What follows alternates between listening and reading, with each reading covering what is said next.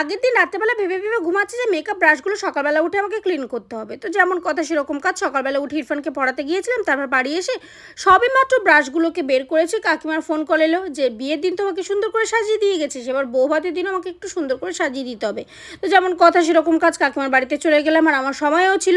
তো সত্যি কথা বলতে প্রথম দিনের লুক থেকে দ্বিতীয় দিনের লুকটা কাকিমা বেশি পছন্দ করেছে আর আমারও স্পেশালি ভীষণ পছন্দ হয়েছে। আর একটা জিনিস দেখো, এখানে ফ্ল্যাশ লাইট জ্বালিয়ে আমি মেকআপটা তোমাদের সঙ্গে শেয়ার করছি, মেকআপের ভিডিওটা কারেন্ট অফ হয়ে যাচ্ছিলো 14 বার ধরে।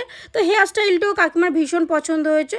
তো কাকিমাকে সাজানোর পর আমি বাড়িতে চলে আসলাম, কিছু খাওয়া দাওয়া করার পর আমি মেকআপ ব্রাশগুলো ভালো করে ধুয়ে দিলাম।